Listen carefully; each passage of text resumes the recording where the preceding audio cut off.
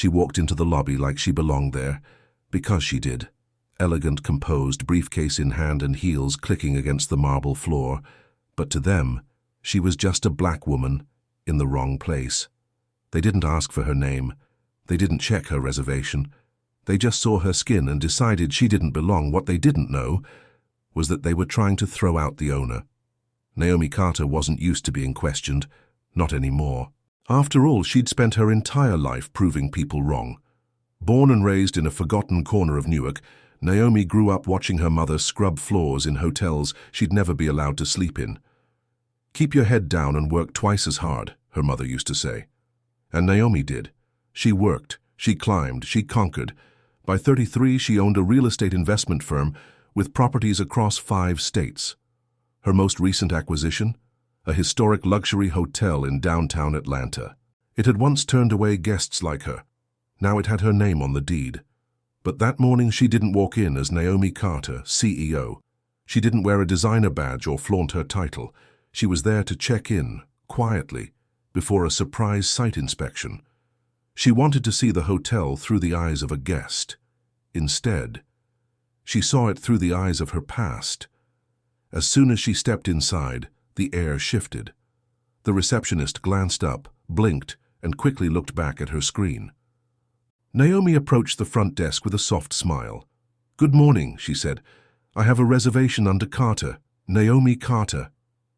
The receptionist's fingers froze over the keyboard. Her eyes darted back to Naomi, scanning her from head to toe.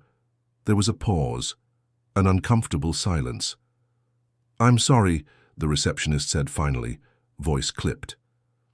"I don't see any reservation under that name." Naomi tilted her head, still smiling. "That's strange. I booked it myself yesterday. Executive suite." The woman's face tightened.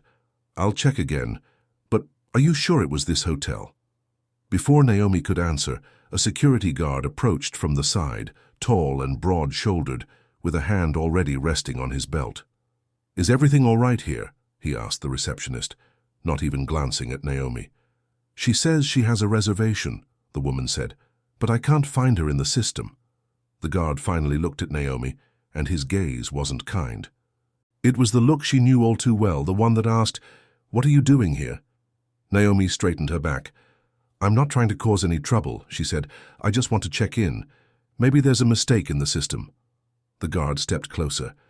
"Ma'am, this is a high-security property. If you're not a registered guest, I'm going to have to ask you to leave the lobby." Her jaw tensed. This wasn't happening. Not here. Not in a building she owned. But Naomi kept her composure. "Please," she said calmly, "double-check. The reservation was made yesterday morning." The receptionist looked visibly annoyed now. "I'm sorry, but without a confirmation number, there's nothing I can do." Naomi opened her phone, quickly scrolling through her emails. As she did, she felt the stares, the whispers, people in the lobby watching her like she didn't belong. She found the confirmation, held out the screen. But before the receptionist could even glance at it, the manager appeared. A tall man in a tailored navy suit, holding a tablet and radiating practiced politeness.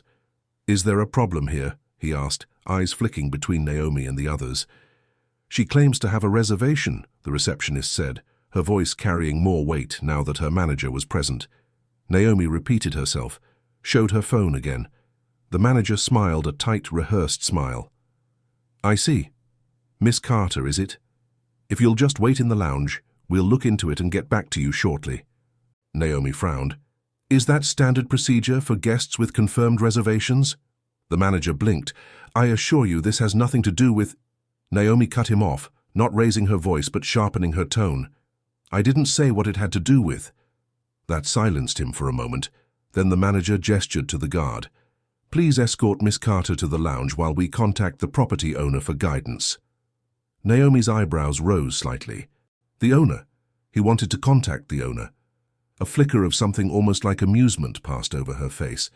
She took a slow breath, then looked the manager dead in the eye. "No need," she said quietly, slipping her phone into her purse. "I'll wait." And with that she walked to the lounge, head held high, surrounded by murmurs and assumptions. They thought they were handling a disturbance. They thought they were protecting the hotel's image. They had no idea they were about to embarrass themselves on a level they couldn't imagine. If this story already got you hooked, don't forget to hit that subscribe button so you don't miss what happens next. The twist will leave you speechless. Naomi sat in the velvet lounge chair, legs crossed, calm as a still lake, but inside the storm was rising. She watched the receptionist whisper something to the manager, both of them glancing at her occasionally, their eyes full of unease. The security guard stood nearby, arms crossed, still watching her like she might pull out a weapon instead of a business card. It was almost funny. Almost. 5 years ago, something like this might have broken her. But Naomi wasn't that woman anymore. Not since she learned to stop asking for respect and start owning the places that denied it.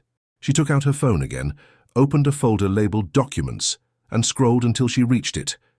Property deed. Carter Holdings, LLC, 1301 Peachtree Tower Hotel. Her name, her signature, her building, and they were treating her like a trespasser. The irony wasn't lost on her. Just then, a young bellhop approached, unsure of what he was walking into. "Excuse me, ma'am, would you like something to drink while you wait?" She smiled at him. "Water would be great, thank you." At least one person knew how to show basic decency. The bellhop left. The receptionist reappeared moments later. "I apologize for the wait," she said, this time trying to sound polite, "but we're still not locating your reservation." Naomi didn't stand, didn't raise her voice. She just opened the deed on her screen, turned it toward the woman and said, "I think there's been some confusion. You don't need to find my reservation." The receptionist frowned. "Ma'am?" Naomi slowly stood and stepped forward, just enough for her voice to carry clearly. "I'm not just a guest. I own this hotel." The room fell quiet. The manager, overhearing from across the lobby, froze in place. The security guard blinked like he hadn't heard right. Naomi walked back to the front desk, pulled up a second document, corporate registration papers, and placed her phone gently on the counter. Naomi Carter, founder and CEO of Carter Holdings.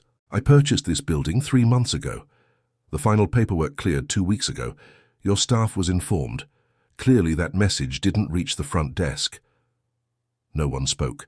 The manager rushed over, face flushed. "Ms. Carter, Please forgive the misunderstanding. This is highly unusual." "What's unusual," she cut in, "is being removed from my own property without anyone verifying who I am." The man stammered. I'll personally escort you to the executive suite. We'll have your luggage brought up immediately." "I came in alone, no luggage," she replied. "I was testing your guest experience." He looked like he'd swallowed a brick. Naomi turned back to the receptionist, who was visibly shrinking behind the counter now. "I gave you my name 3 times. I showed you my confirmation. You never even looked at my phone." I didn't realize," the woman mumbled. "No," Naomi said calmly. "You didn't. You saw a black woman in designer heels and assumed she was in the wrong place." No one had anything to say. They couldn't. The silence was heavier than any accusation. She let it sit there for a moment, then picked up her phone. "I'll be holding a full staff meeting tomorrow. I expect every employee present, especially management. We'll be discussing guest policy, anti-bias training, and accountability." The manager nodded furiously. "Yes, of course. Absolutely, Ms. Carter." As Naomi turned to walk away, the security guard finally spoke. "Ma'ams, I apologize, truly. I was just trying to follow protocol." She looked at him with the weight of generations behind her eyes. "Protocol is no excuse for profiling. I suggest you revise it." And then she glided across the marble floor toward the gold-trimmed elevator that had been off-limits just minutes earlier. A different bellhop ran ahead to press the button, head bowed in quiet shame. As the doors opened, Naomi paused and glanced back once. She didn't need to say anything else. Her presence alone had rewritten the rules. Upstairs, in the penthouse suite, she poured herself a glass of sparkling water and stood at the window, watching the city she had fought to rise in. She wasn't angry anymore. She was resolved. This building had once turned away people who looked like her. Now it was hers.